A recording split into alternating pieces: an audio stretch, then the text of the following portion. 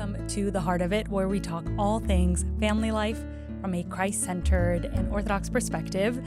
I'm Clara Bertan, and I'm so incredibly excited to have Tasoni Mary Guirguis with us. Welcome, Mary. Thanks, Clara.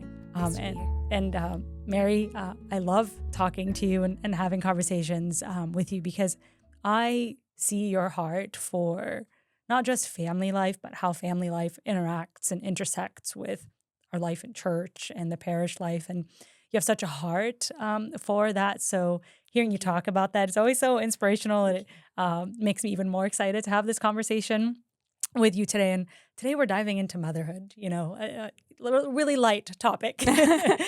I'm very much a work in progress on it, though. I'm still learning a lot. I have so much to learn, and I have it all figured out. So I'm excited to hear. And so, there's so much that we're going to dive into as it relates to, I think, the bigness of that calling and how deep it can be, and some of the challenges that go into that. So I'm really excited to dive into that conversation. Me too. Yeah. But before we get into, the real stuff, I was hoping you could answer one fun question for us. And this is a would you rather question. So would you rather have a rewind button on life or a pause button on life? A rewind or a pause button? That's a good question. I think I'd rather have a pause button. I think sometimes life moves really fast, and there's a lot that you miss out on, or that I miss out on, because I'm so busy trying to kind of be in too many places at the same time. Yeah. So I think pause would be nice because you could kind of restart when you're ready to continue. But rewind would be nice too. Yeah, but fix I think some mistakes along the way. Yeah, no, absolutely. But I think I'd prefer a pause button. Yeah, I love that. Yeah. And what about you? If I'm going to be honest, I want the pause button, but it's probably the rewind. There's some things I would want to do differently. Yeah. But my heart wants the pause button just to be able to enter into a place of stillness. Yeah. And take some things in. Yeah, I think that's where we struggle sometimes, and I'm sure we'll get into that. Yeah, I know. Just a little bit. Okay, so let's dive. Okay. And so, Mary, give me a sense of maybe what motherhood meant to you before you became a mother, and how that's changed and shifted as you entered into the role of motherhood, and what that change has looked like over time. Okay. So it's a very sacred and very incredible calling to be able to share with God and have a front row seat in His work with these kids that He gives us. Yeah.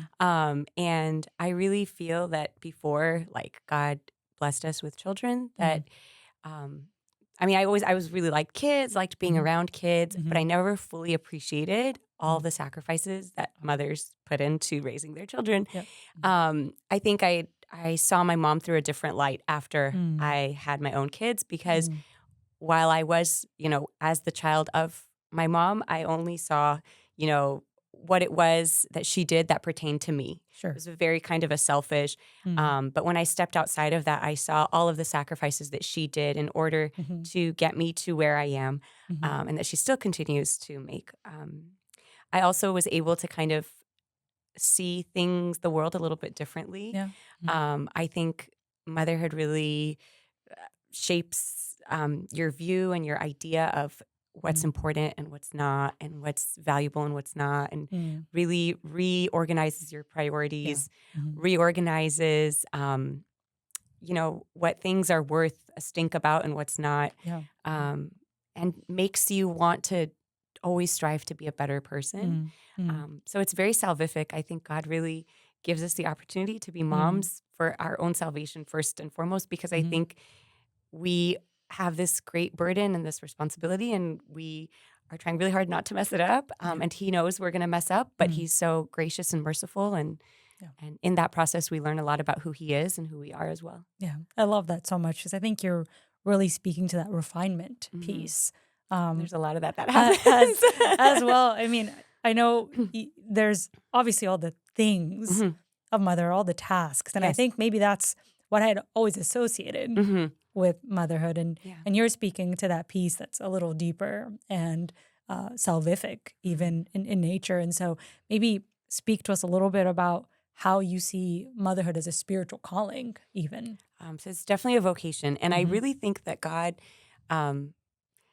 prepares us for it if we open our heart to be prepared for it. I think some people, it depends also on who you talk to. Some people will, have their model in life, was unfortunately not the best of examples. And so they don't really have anyone to model after. So I think the best kind of place to start would be to look at like St. Mary, look at the church, look at the examples that Christ gave us in the Bible of like godly mothers, people like Hannah, the mother of Samuel, people like Elizabeth, mother of St. John the Baptist, who really they didn't eliminate who they were. They were still a person, but they were able to raise these giants, these people of faith.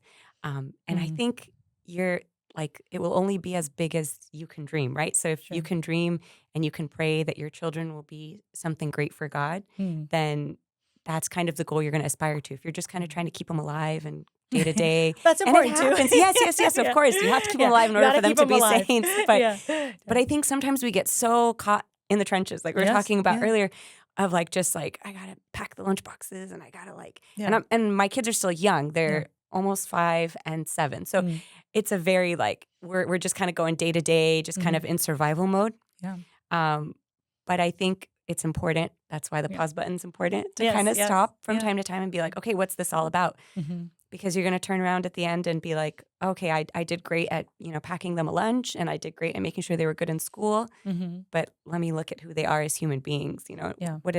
What was my contribution to, God's work in this world? So, so I think it's important to just kind of, I don't know if I answered your question. No, you did. And I think that piece of stepping back enough to, yes, there's the daily tasks and there's the again, we'll keep calling it the things that we do.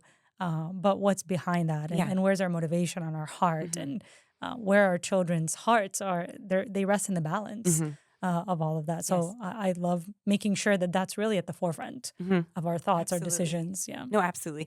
And I think first and foremost, before you're a mother, you're a child of God. Sure. And I think that the priority order of that never changes. You're always going to be his child first.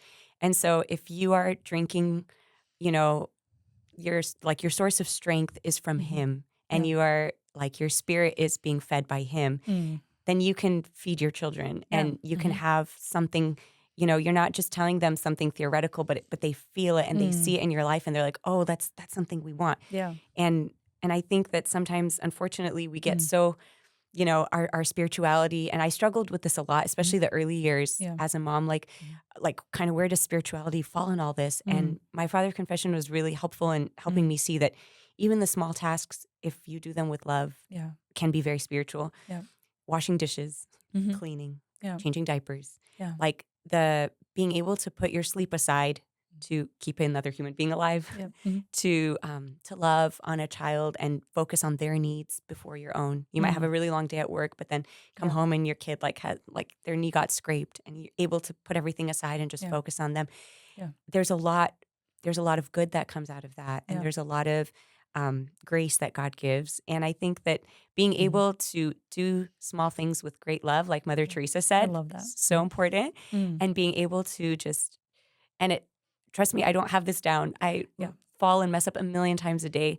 But the fact that I can always run to God gives me comfort and gives me hope. That even if someone told us this when we were expecting our first child, they said, every night at the end of the day, we pray, God, please fix our mistakes. And it's a prayer that I've really stuck to. And there's some days where I pray that I don't wait till the night to pray that. I pray that earlier. It's got to be a midday prayer. I know this has to be right now. Yeah. But definitely, I think that there's a lot that we do, out of frustration or out of human error or out of our own weakness. And and I think that's, sometimes when we're trying to do things on our own and we put God to the side, that's when a lot of these errors kind of happen. Yeah. But being able to just kind of put things back in his hands and say, I messed this up. Can you help me? Can you show me how I can fix it? Yeah. It takes humility. It takes a lot of, being able to apologize to your spouse, to your kids. Yeah. I'm sorry that wasn't the best version of me that I could have been. Yeah.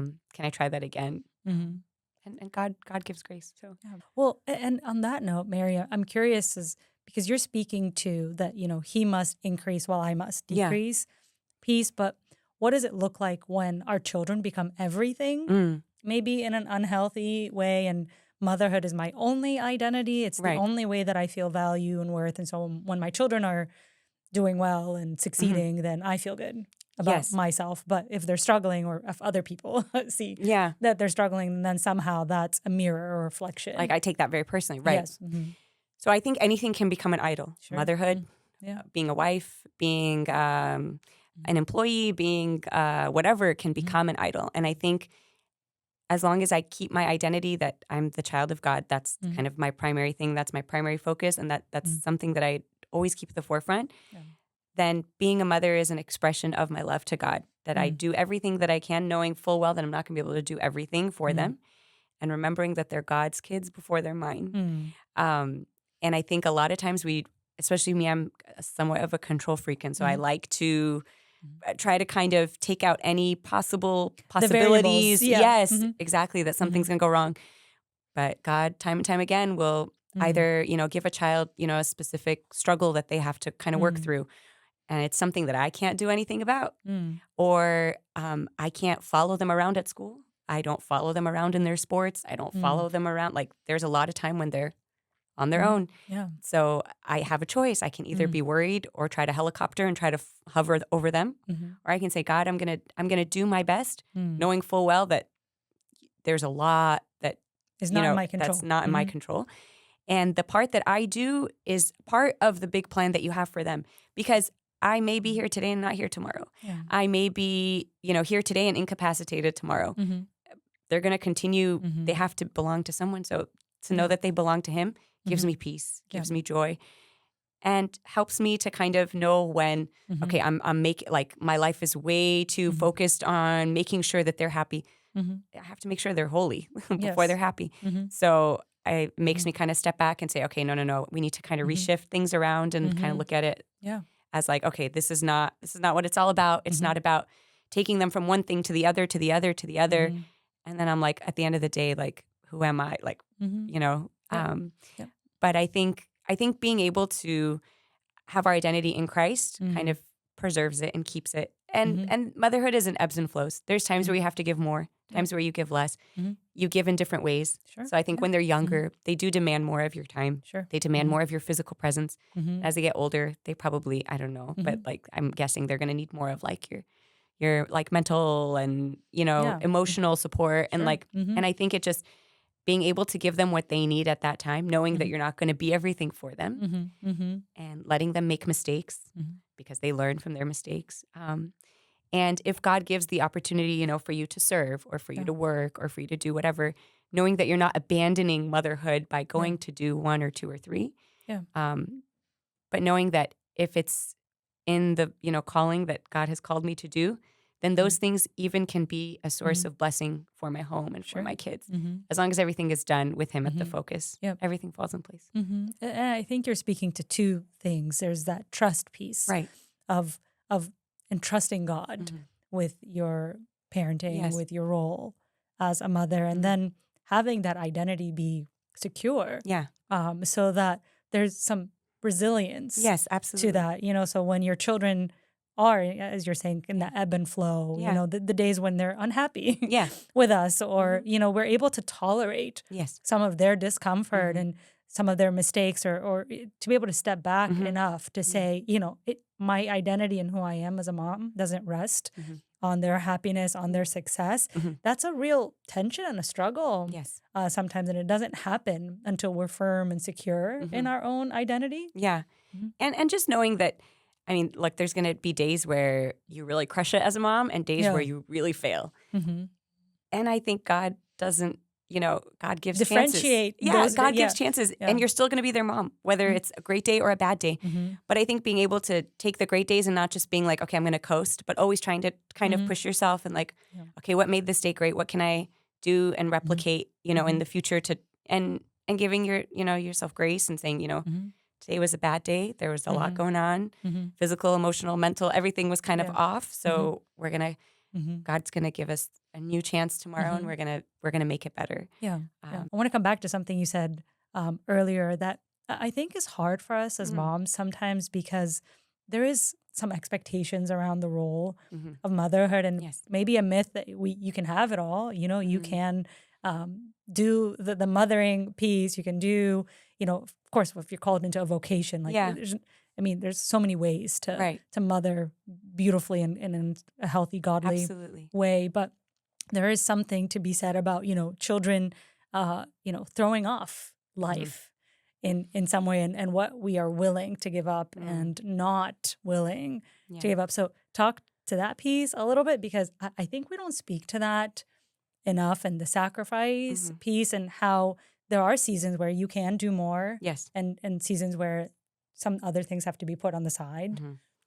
So this one's really personal for me because I worked in a job before I had kids where I traveled all around the world, and I ran a nonprofit, and I did all these, in my eyes, super cool things. Yeah. I was talking to people from other countries and traveling and going to like fix all these things in the world. At least that's how I perceived it. I was like going to and using all this gifts and talents and everything I studied. Everything was just kind of like, and once I had kids, I can no longer fly to Botswana. I can't just on a whim, do this or do that. And God kind of worked out the career piece on his own. But there were a lot of days, especially early on, where I was just like, really? Yeah. That's what it comes down to? Yeah. Yeah. Like the work and the degrees, and then it's and all of drools that. And then diapers, I just sit, and Mm. I had to kind of stop and be like, okay, this really is this what it's all about? And in my mind, it was very like dichotomized. It's either the women who are very like go-getter, and they go and they get these degrees, and they become CEOs, and it's all about like female empowerment, and and you can do this and this and this, and like, women can achieve, and da da da. Or it's the women who are at home and they're homemakers and they make their home a happy place, and there's no one in between. And I think God allowed me to kind of go through different seasons where I saw that no, that's not true. But I think any extreme is never a good thing either. Sure. Yep. So I think being able to make idols of either one. Exactly, because then the women who are at home all the time are posting about all the things that they're doing at home and how their children are going to be so great because they're not going to have any kind of illnesses or diseases because they only feed them things that they've baked from things that they grew from. Like it's like, and it's just like, okay, like I can't be that. Yeah. And then it's the other people who are like, making all this money and doing all these cool things, and their kids never see them because they're being raised by their grandparents. And it's like, I don't think I want that.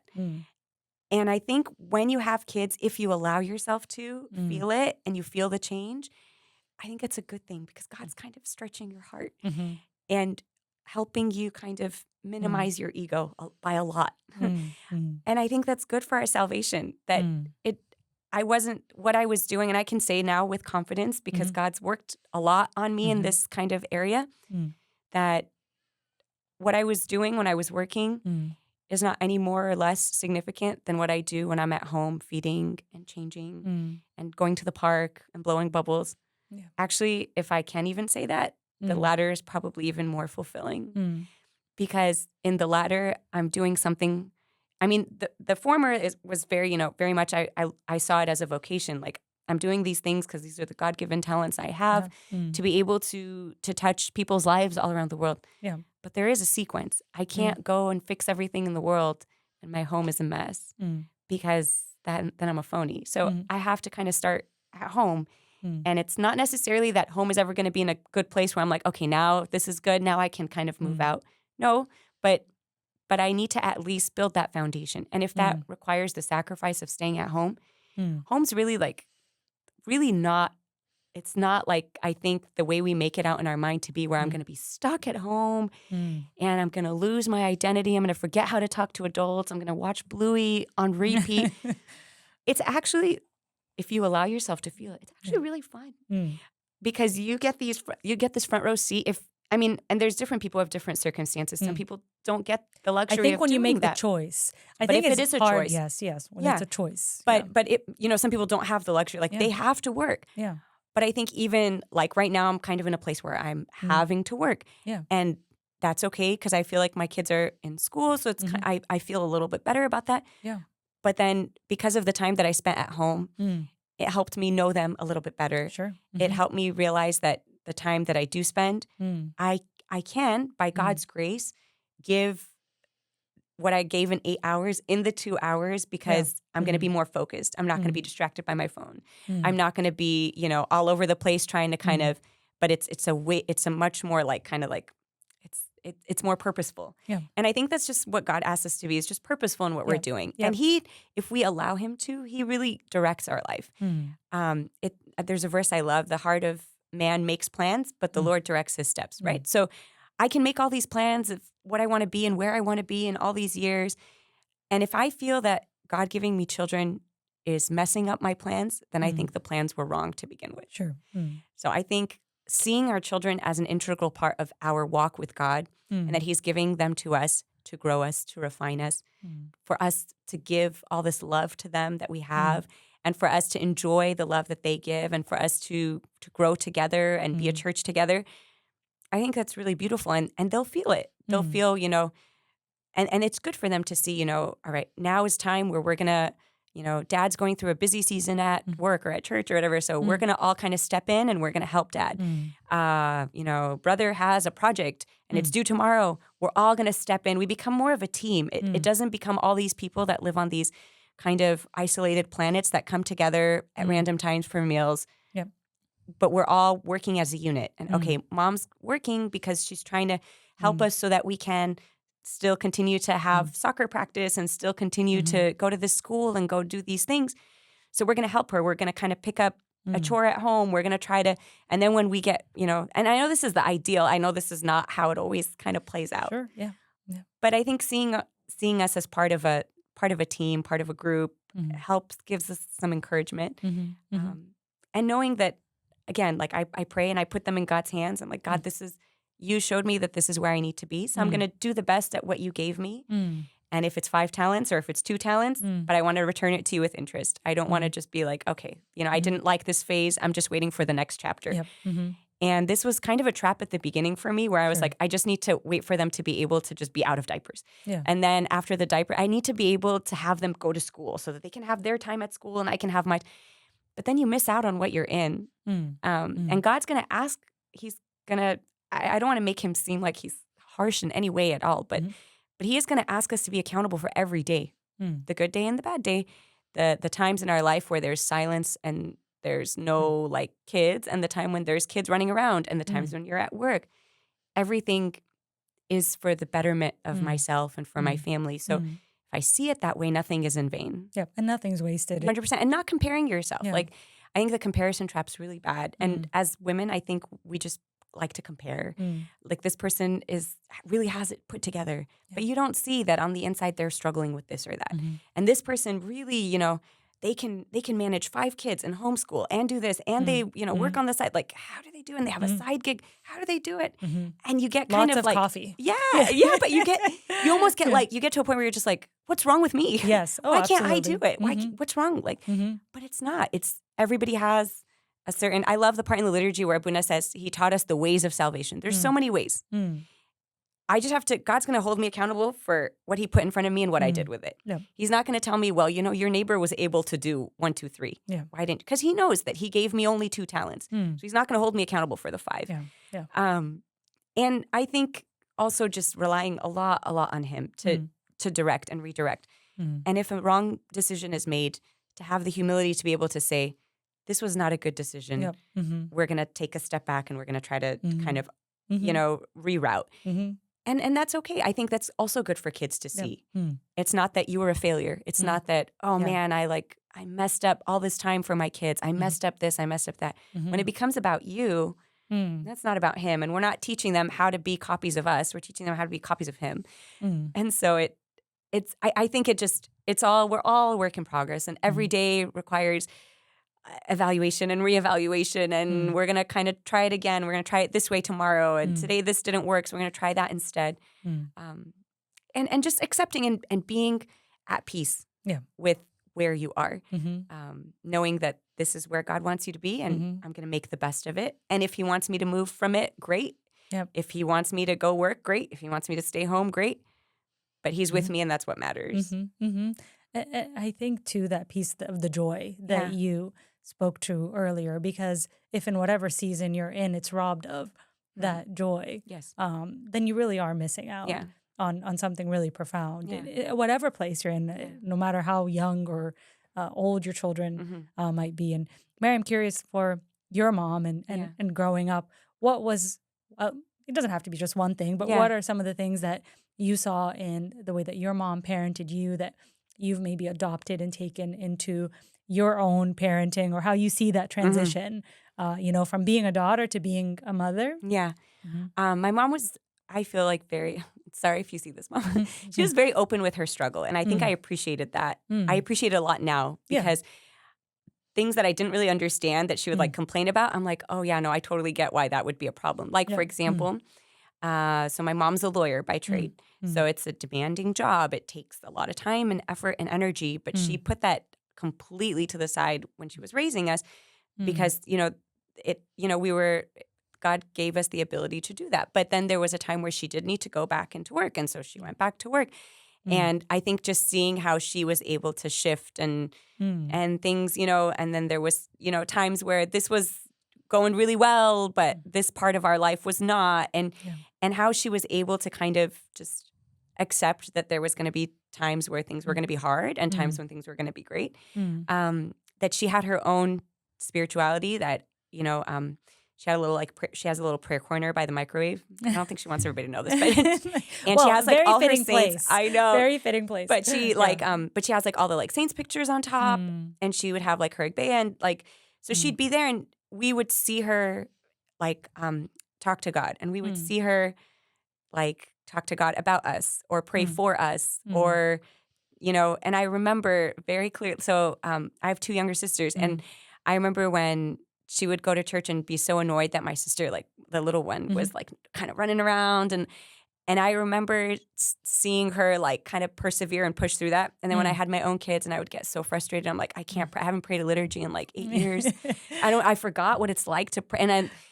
And then I remember when my kids were both the solar eclipse happened, and they're both in school at the same time, and I'm able to go to a midweek liturgy, and I'm like, I don't know what to do with myself anymore. Yeah. You can't not fidget anymore, even as an adult. I reached in my purse for to find my phone to pull out a prayer or something, and I found crayons, and I found all the crumbs of Orban. I'm like, I just I forgot this.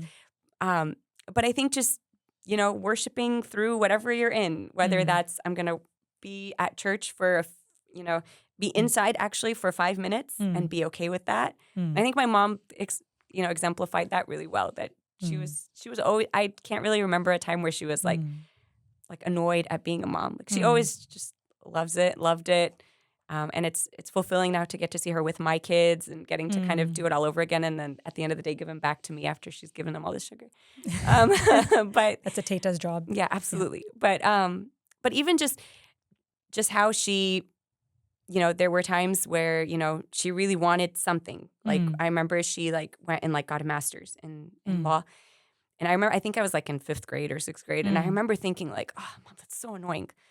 Why? But I remember that we all had to kind of come together and okay, Mom has a test tomorrow.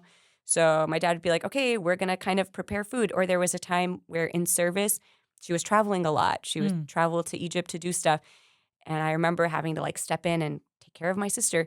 And I think because my mom did it out of listening to what God wanted and not out of her own selfish pursuit, it became something edifying for all of us. Yeah. That I learned how to have responsibility. I learned how to. You felt like you were a part of that calling. Exactly. And I felt like I could, okay, I have to help my mom because that's, I was not very good at it, but at least okay, let me try to help. Let me try to do this. Let me try to do that.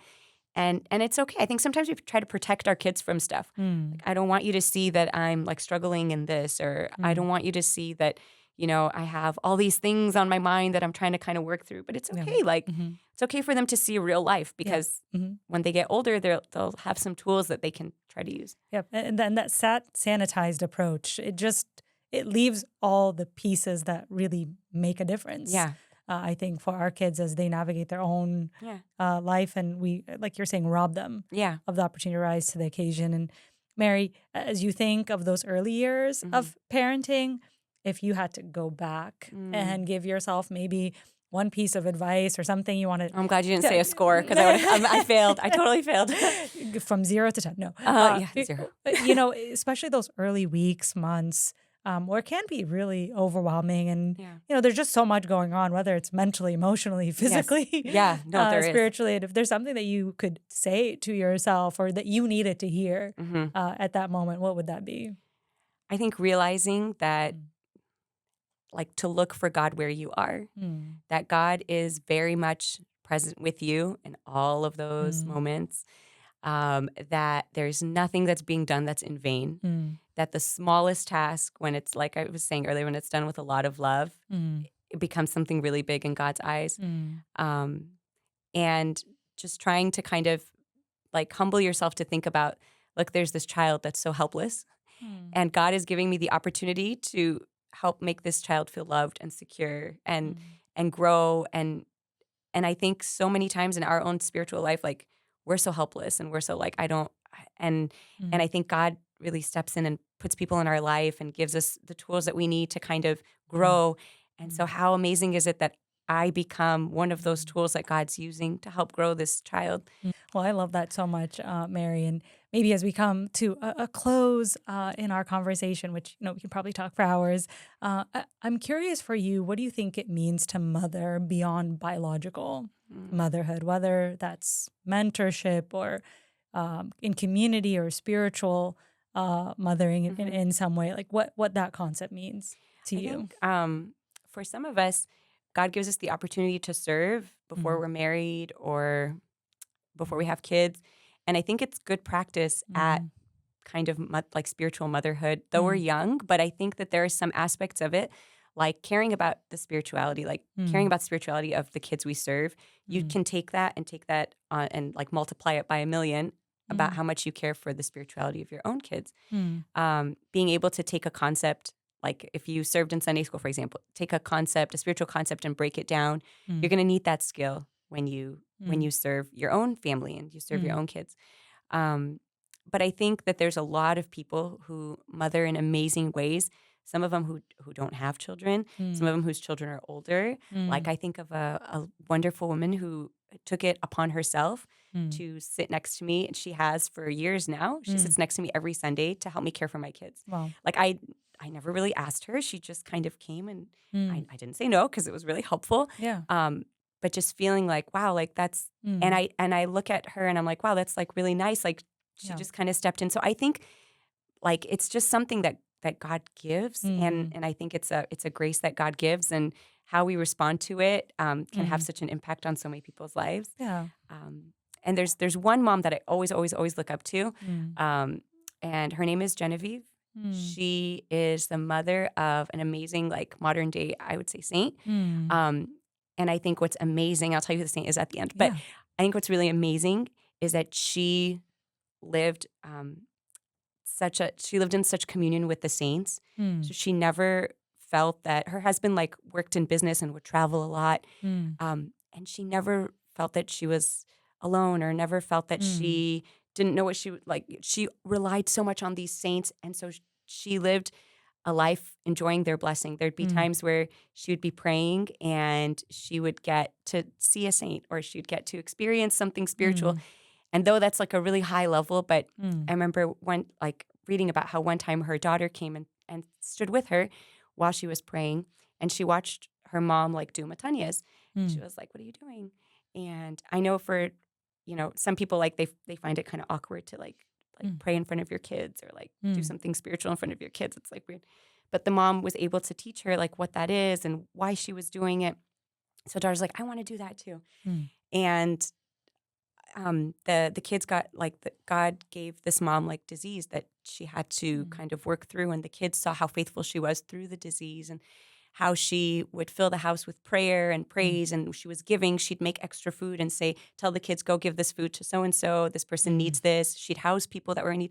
She did a lot of the tasks of a saint or of a mother. She mothered even beyond her home. And she was the mother of Tamavarini. So so she really, she became a spiritual mother herself, and she would draw on those experiences of her mom a lot. And she'd say, like, my mother, like, maybe she wasn't as educated. She didn't have all of these abilities to go do this or that, but she did the best with what she had and did it well, and became an example for her own daughter, who was an amazing mother to so many. Amen. And what a beautiful thing to hear, well done. Yeah. From our Lord to Yeah. know that what we have been given and the role that we've been called into has Mm-hmm. been one that we've taken seriously and Yeah. we've given back to God. Thank you so Yeah. much, No, Mary, thank you, for Clara. this really amazing conversation. And, I'm always so inspired when I know there's community Yeah. in the way that we think about motherhood and in the way that God calls us and blesses us in that work. So Yeah. thank you again. No, thank you. It takes a village. I can't do it without my husband, can't do it without my parents, can't do it without, there's so, like, my spiritual father, like, there's so many people that go into raising our kids. Yep. And I know first and foremost, like, God, of course, like, there's no way that we could do it without him. So Yep. And it takes a spiritual village too, I guess. Yeah. Yep. All the villages, Yes, right? every village, spiritual, physical, everything. Yeah. Even that story you shared of, it's something that's actually still happening, of someone coming in community just to be next to you and just how powerful that is just by presence to be near each other, to pray for each other. Yeah. As moms, there's something profound and real and just so incalculable about the value of that. So glad we were able to have this conversation. No, Mary. thank you. Thank you for taking the time to chat. And everybody that listens to this, please pray for me. I don't have it figured out. I need a lot of prayer. There's a lot of days where more days I mess up than not. So we all do. I think we all lift up each other in prayer and God fixes our mistakes. Yeah. And thank you guys so much for joining us. And if you've been blessed by this conversation, which I hope you have, please feel free to spread the word and to share all the ways that we can continue to pray for each other as moms and to lift each other up and to bring God into all that we do, the small and the big tasks alike. And we thank you.